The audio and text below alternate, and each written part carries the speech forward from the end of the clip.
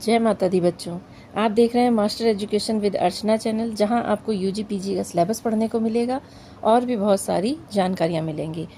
आज के वीडियो में मैं आपको यूनिट 7th पढ़ाऊंगी, बीए एजुकेशन फर्स्ट सेमेस्टर की।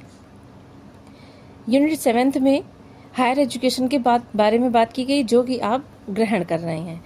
ये 7th यूनिट है। इसमें हायर एजुकेशन के कॉन्सेप्ट, ऑब्जेक्टिव्स के बारे में बात की गई है, यानी इसका उच्च शिक्षा का अर्थ क्या है और इसके उद्देश्य क्या हैं, तथा उच्च शिक्षा की आवश्यकता के बारे में, और टाइप्स ऑफ यूनिवर्सिटीज़ यानी विश्वविद्यालयों के प्रकार, जैसे सेंट्रल यानी केंद्रीय, स्टेट यानी राज्य विश्वविद्यालय, और प्राइवेट यानी निजी, और ओपन यानी मुक्त विश्वविद्यालयों के बारे में बताया गया है।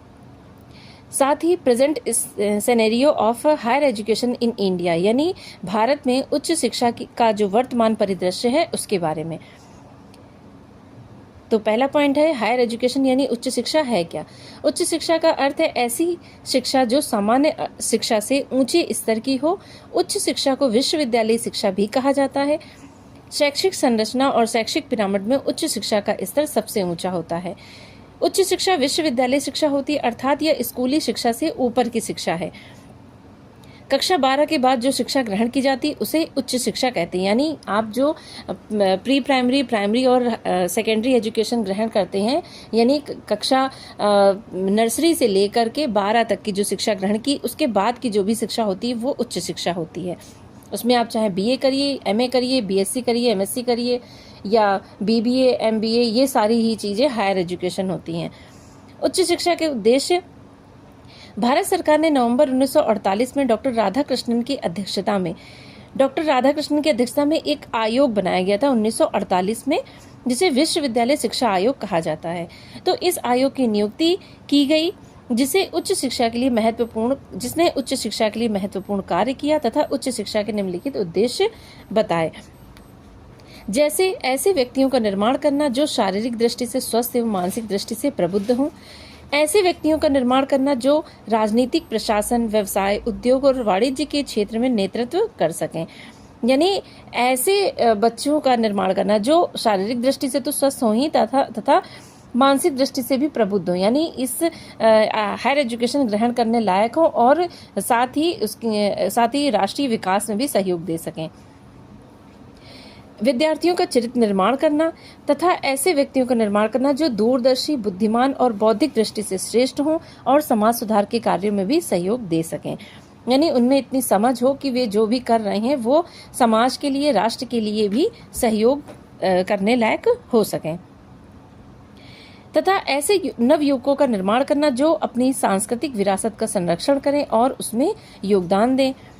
विद्यार्थियों में प्रजातांत्रिक मूल्य जैसे समानता, स्वतंत्रता, भारत रत्न और न्याय का संरक्षण एवं संवर्धन करना।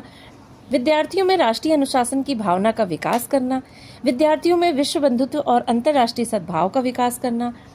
युवकों को राष्ट्र की बहुमुखी विकास के लिए तैयार करना।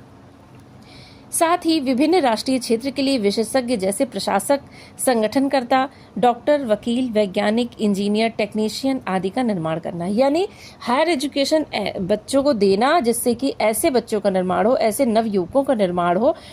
आप नवयुवक हो जाते हैं जब इंटर पास कर लेते हैं, तो ऐसे नवयुवकों का निर्माण करना, नवयुवतियों का निर्माण करना जो सांस्कृतिक विरासत का भी संरक्षण करें, उसमें योगदान दें और साथ ही उनमें प्रजातांत्रिक मूल्य जैसे समानता, स्वतंत्रता, इन सब ये भी सब बढ़ें और उनमें अंतर्राष्ट्रीय सद्भावना हो, राष्ट्रीय अनुशासन की भावना हो, वो किसी भी तरीके से राष्ट्र के बहुमुखी विकास में भी अपना महत्वपूर्ण योगदान दे सकें।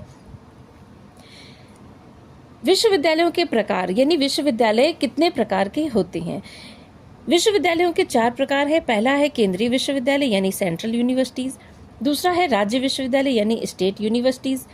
तीसरा है निजी विश्वविद्यालय यानी प्राइवेट यूनिवर्सिटीज, और मुक्त विश्वविद्यालय यानी ओपन यूनिवर्सिटीज।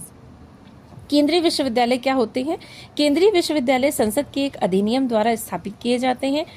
जून 2020 तक यूजीसी द्वारा प्रकाशित केंद्रीय विद्यालयों की सूची में 54 केंद्रीय विश्वविद्यालय हैं, यानी 54 केंद्रीय विश्वविद्यालय हैं। भारत के राष्ट्रपति जो होते हैं वो सभी सेंट्रल यूनिवर्सिटीज़ के अध्यक्ष होते हैं। इन विश्वविद्यालयों में कुलपतियों की नियुक्ति का अधिकार भी राष्ट्रपति को होता है। यूजीसी वह एजेंसी है जो इन विश्वविद्यालय के रखरखाव और विकास के लिए धन प्रदान करती है। यूजीसी के बारे में भी आपको आगे पढ़ने को मिलेगा, अगले यूनिट में यूजीसी के बारे में भी बताया गया है। तो यूजीसी वह एजेंसी है जो इन विश्वविद्यालयों के रखरखाव और विकास के लिए धन प्रदान करती है। दिल्ली विश्वविद्यालय, इलाहाबाद विश्वविद्यालय, अलीगढ़ मुस्लिम विश्वविद्यालय, ये सभी केंद्रीय विश्वविद्यालय हैं। अच्छा, केंद्रीय विश्वविद्यालय जो होते हैं इनके धन का जो वित्तीय प्रबंधन होता है, जो भी देन लेन होता है, ये आय व्यय की चीजें होती हैं, ये सारी ही केंद्र सरकार के अधीन होती हैं। यानी इन यूनिवर्सिटीज का पूरा लेखा जोखा, पूरा हर तरह का जो देख रेख होती है वो सारी केंद्र सरकार के हाथ में होती है। और राज्य विश्वविद्यालय क्या होते हैं? राज्य विश्वविद्यालय राज्य विधानमंडल के एक अधिनियम द्वारा राज्य विश्वविद्यालय के रूप में स्थापित किए जाते हैं। राज्यपाल इनका कुलाधिपति होता है। इन विश्वविद्यालयों में कुलपतियों की नियुक्ति राज्यपाल द्वारा की जाती है। राज्य सरकार राज्य विश्वविद्यालय की स्थापना और प्रशासन के लिए उत्तरदायी होते हैं।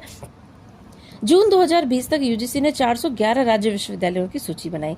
जैसे केंद्रीय विश्वविद्यालयों का जो मेन जो हेड होता है वो राष्ट्रपति होते हैं, और जो केंद्रीय विश्वविद्यालय के जो कुलपति होते हैं उनकी नियुक्ति राष्ट्रपति करते हैं। वैसे ही राज्य विश्वविद्यालय जो होते हैं वो राज्य के अधीन होते हैं। इनका जो मुख्य हेड होता है, जो मेन हेड होता है, वो राज्यपाल होता है। और इन विश्वविद्यालयों, जो राज्य विश्वविद्यालय होते हैं, उनके कुलपतियों की नियुक्ति राज्यपाल द्वारा की जाती है। और जो भी इनका देख रेख या धन आय व्यय की बातें होती हैं वो सारी सब कुछ राज्य अपने अधीन में रखता है। फिर है निजी विश्वविद्यालय। निजी विश्वविद्यालय यानी प्राइवेट यूनिवर्सिटीज यूजीसी द्वारा अनुमोदित तो होते हैं, वह डिग्री दे सकते हैं, लेकिन उन्हें ऑफ कैंपस संबंधित कॉलेज रखने की अनुमति नहीं होती है। वर्तमान में यूजीसी की सूची में 282 निजी विश्वविद्यालय हैं। निजी विश्वविद्यालयों को अधिकतर विभिन्न निकायों और समाजों द्वारा समर्थित किया जाता है। यह विश्वविद्यालय यूजीसी द्वारा मान्यता प्राप्त होते हैं।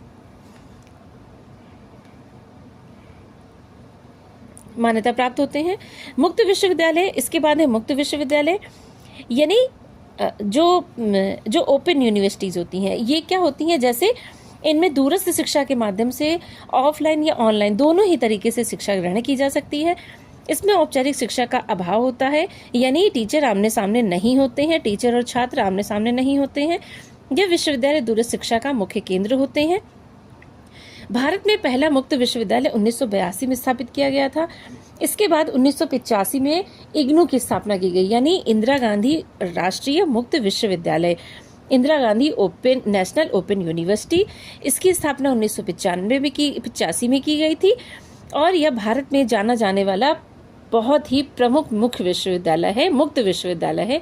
इग्नू से बहुत सारे कोर्सेज होते हैं, जैसे BA, MA, B.Ed, M.Ed, ये भी सब आप कर सकते हैं, और भी बहुत सारे कोर्स होते हैं जो इग्नू प्रोवाइड कराता है। इसमें आप घर बैठे पढ़ाई कर सकते हैं, इसमें आपको जाना नहीं पड़ता, आपको कोर्स प्रोवाइड कराया जाता है, आपको सिलेबस प्रोवाइड कराया जाता है, आप घर बैठे ही पढ़ाई कर सकते हैं। आपको सेंटर दे दिया जाता है और वहाँ पे आपको एग्ज़ाम देना होता है, और साथ में आप अपनी पढ़ाई पूरी कर सकते हैं, कुछ और भी घर पे रहकर भी। इसके बाद है NEP 2020 एवं उच्च शिक्षा, यानी उच्च शिक्षा जो है, हायर एजुकेशन जो है भारत में, तो वर्तमान में इसकी क्या स्थिति है। NEP 2020 में क्या कहा गया है? उच्च शिक्षा का महत्व, किसी भी देश की उच्च शिक्षा उस देश की उन्नति का आधार होती है। उच्च शिक्षा प्रभावित होने पर देश की उन्नति भी प्रभावित होती है। NEP 2020 के तहत उच्च शिक्षण संस्थानों में सकल नामांकन अनुपात यानी ग्रॉस एनरोलमेंट रेशियो GER को 50% करने का लक्ष्य रखा गया है। यानी जो सकल नामांकन अनुपात है, जो आप एडमिशन लेते हैं, सभी जो हायर एजुकेशन जो ऑर्गेनाइजेशन होते हैं, संस्थान होते हैं, उनमें बच्चों का जो नामांकन का अनुपात यानी एडमिशन जो लेते हैं उनका अनुपात 50% करने का लक्ष्य रखा गया है। विभिन्न उच्च शिक्षण संस्थानों से प्राप्त अंकों या क्रेडिट को डिजिटल रूप में सुरक्षित करने के लिए एक एकेडमिक बैंक ऑफ क्रेडिट यानी ABC ID दिया जाएगा। ताकि अलग अलग संस्थानों में छात्रों की प्रदर्शन के आधार पर उन्हें डिग्री प्रदान की जा सके। अभी जब आप एडमिशन लिया होगा आप लोगों ने, उसके बाद जब आपका रिजल्ट आएगा उससे पहले आपको एक ABC ID जनरेट करानी होगी। उसी के माध्यम से ही आपके नंबर जो हैं, आपके जो एग्जाम्स के जो मार्क्स हैं वो उसमें ऐड होते जाएंगे और ABC ID सभी के लिए कंपलसरी कर दी गई है। ये आपका डिजिटल तरीके से आपके मार्क्स को सेव करने का एक तरीका अपनाया गया है। बहुविषयक शिक्षा एवं अनुसंधान विश्वविद्यालय यानी मेरू की स्थापना की जाएगी। नई शिक्षा नीति 2020 में देश भर के उच्च शिक्षा संस्थानों के लिए एक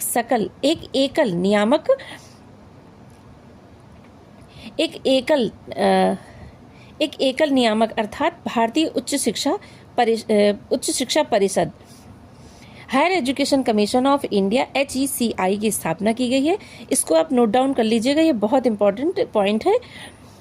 साथ ही नई राष्ट्रीय शिक्षा नीति के अनुसार व्यावसायिक मानक निर्धारण निकाय भारतीय शिक्षा परिषद जनरल एजुकेशन काउंसिल के सदस्य होंगे। नई राष्ट्रीय शिक्षा नीति में राष्ट्रीय शोध संस्थान NIRF नेशनल रिसर्च फाउंडेशन उच्च शिक्षा और अनुसंधान के लिए प्रस्तावित है। AI और डिजिटल टूल का उपयोग किया जाएगा तथा इसका प्रशिक्षण भी दिया जाएगा।